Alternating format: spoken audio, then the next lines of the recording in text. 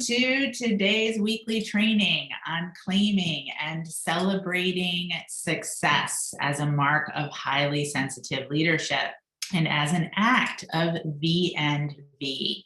So first of all, what is V&V? For some of you, this is an ACIBM, a Business Miracles, highly sensitive leadership training term that now is like, second language to you. To others, V&V is a newer concept. So just an opportunity for us to revisit and remind the power of V&V. Stands for visibility and vulnerability. V&V energy, visibility and vulnerability, and particularly for us as highly sensitives, the willingness to be seen for who we really are. Let's take a moment to write that down. The willingness to be seen for who we really are. So V&V is a concept that I connected into, and I'm just going to say it, before Brene Brown wrote her book. And all because I recognized that it was something that I had difficulty with myself. And so as I started to bring it into teaching, seeing the value of V&V energy, particularly for highly sensitives, to counteract the limiting thought pattern that most of us share of not being enough. So let's write that down as well. Not being enough. For today, I want to focus on closing the gap and the value of claiming and celebrating success as part of closing the gap. And I'll speak more about that in just a moment. And this training is a continuation from last week's training on shame shields as an opportunity, and particularly in connection to this time of this particular God-forsaken year anniversary. So I've been doing a lot of reflecting around this God-forsaken year anniversary, including reflecting all the way back to the last in-person training retreat that we had as a community before the global pandemic, which was fall 2019. And looking back on that training retreat, it's extremely prophetic in a lot of ways, having no idea what was coming, of course. But one of the things that I taught about at that training retreat was this concept of a marathon and really staying the course of a marathon. And at that fall training retreat, using marathon as a metaphor for really remaining engaged in the process of the real work, this internal for external transformation that we do here as part of Business Miracles. At that particular training retreat, it was in connection to relationship with money. Now, here we are at this God-forsaken year anniversary, and I look back to what I was teaching on at this time last year, just as the pandemic was really, taking hold across the globe. For those of us who were together at that time, we remember just the, total sense of disorientation. Of course, we were all feeling that no matter where we were and whether you were a member of this community yet or not. But particularly as a community, that is where we began to focus in the teachings, and I began adding extra support in the form of daily activations and the support of what I was referring to as exceptional times roundtables at that time. And one of the concepts that I introduced early on in the pandemic was the concept of the marathon.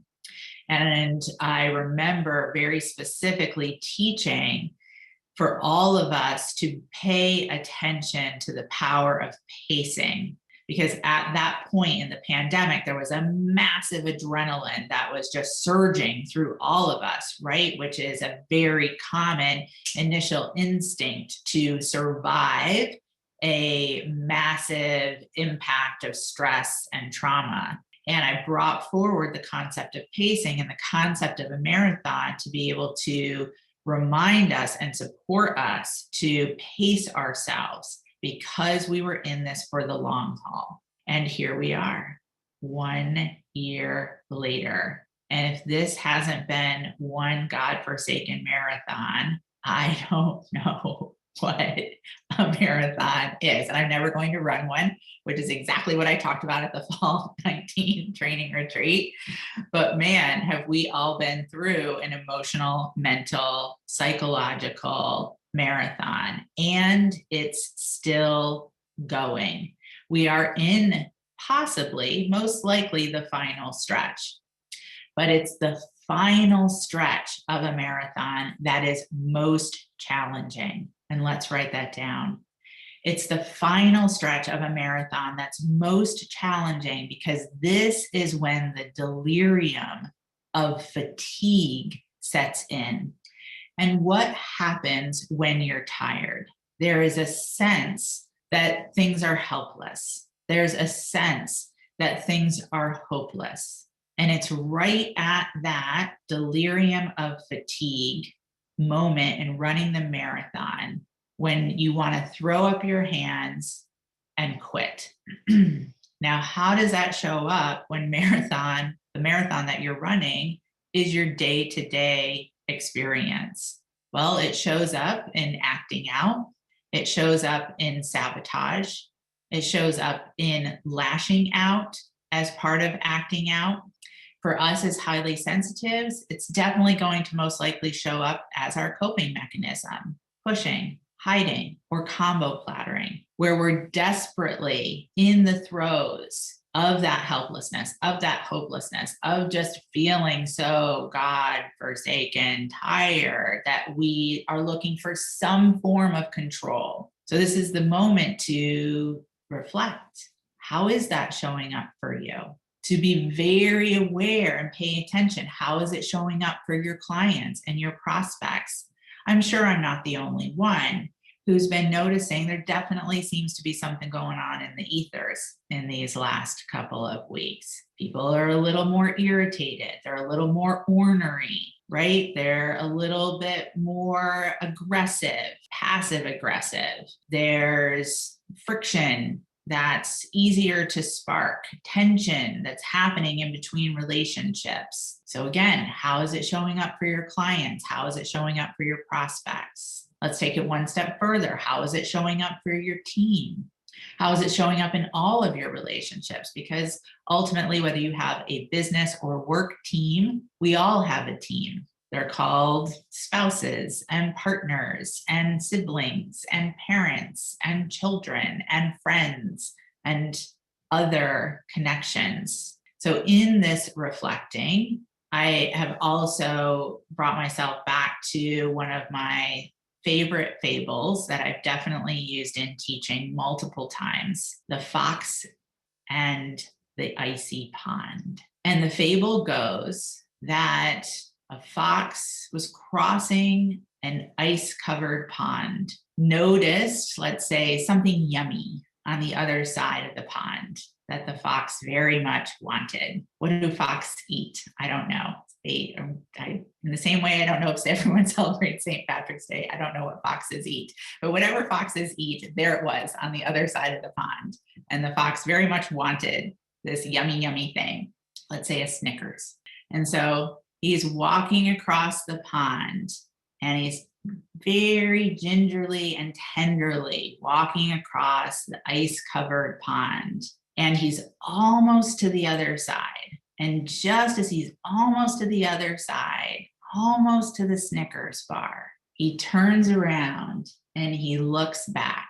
And that's when he falls through. And the fable stands for that as we are patiently pacing ourselves through a process to get to what we want and where we want to be, we get to a place where we just feel like we can't go any further. And that's when we stop. And that's when it feels like the bottom falls out and what we want is never going to happen. When meanwhile, that Snickers is just a couple more ginger steps to the other side of the pond. All to say that this place right here, right now, that we're all experiencing in some way is the place to more critically pay attention more than ever.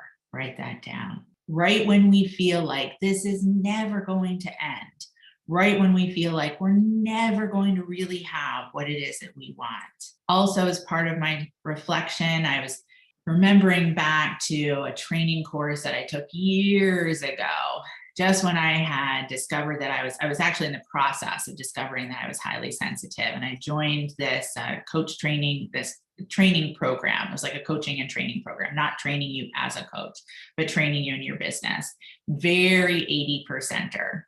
And so I was in this program. It was run by Dan Sullivan, and most of the other members were male and had very like traditional male businesses, like, you know, running a multi-plumbing company. And I remember at one point, like sitting next to this guy, and his business was that he made tarps that you put in your basement so that they don't flood. And he had built a 7-figure business on this. And I was like, as a New Yorker, I was like, I never even knew these things existed. What are you talking about? You built a 7-figure business selling basement tarps.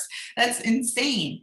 And meanwhile, I walk around with my name tag, and the umbrella of my company just said Energy Rich, because that's the umbrella name of my company. And I remember one guy was like, "Oh, Energy Rich, sustainable energy, huh?"